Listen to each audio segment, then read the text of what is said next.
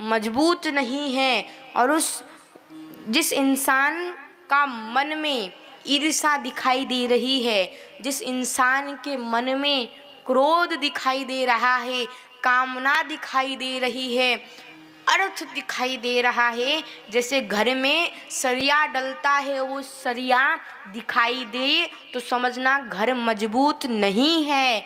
उसी प्रकार मन में यदि ईर्ष्या क्रोध दिखाई दे तो समझना हमारा मन मजबूत नहीं है, और इस मन में कभी भगवान नहीं आ सकते।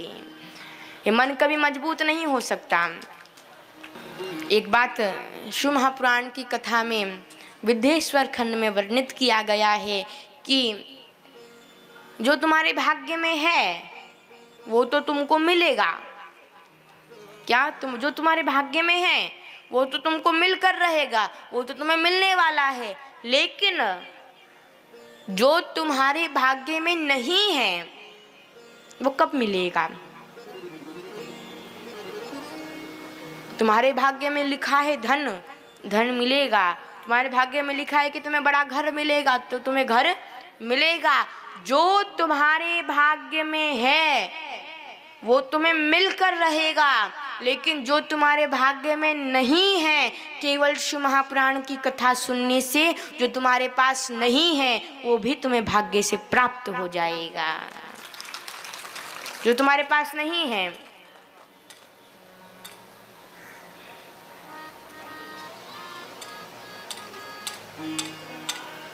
वो भी आपको प्राप्त हो जाएगा।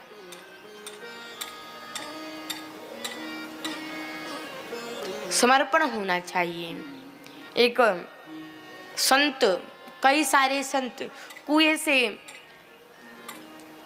पानी निकाला करते थे और भगवान शिव जी पर जल चढ़ाया करते थे। बड़े विशेष ध्यान से श्रवण कीजिएगा। संत पानी निकालते और जल चढ़ाया करते। उसमें उस कुएं में एक मंदो रहता था।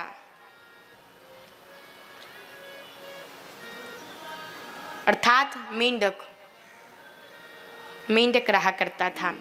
तो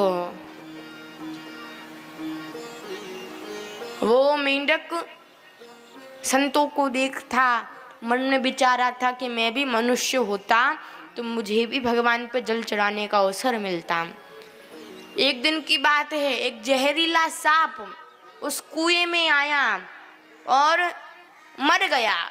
मर गया तो उसके पेट का जहर मुख से निकलने लगा। जब निकला तो मेंढक ने ऊपर से देखा कि कुएं में जहर आ गया है। अब जब संत आएंगे, जल निकालेंगे, जल चढ़ाएंगे, उसका आचमन करेंगे तो उनकी मृत्यु हो जाएगी और मेरे शिव जी पे जहरीला पानी चढ़ेगा, मुझे तो अच्छा नहीं लगेगा। तो उसने सोचा क्या करूं क्या करूं। मन में विचार आया जब संत आएंगे ना, धर्म निभा लिया।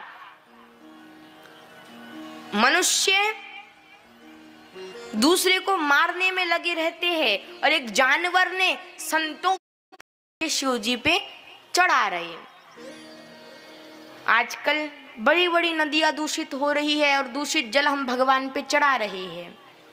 इसलिए जैसे मेंढक ने दूषित जल को, चाहे वो मेंढक चाहता था, चाह लेता तो जल चढ़ा नहीं देता, उसका क्या जाता। उसे कौन सा कुआं था, दूसरे कुएं में चले जाता था, उसे किसकी परेशानी।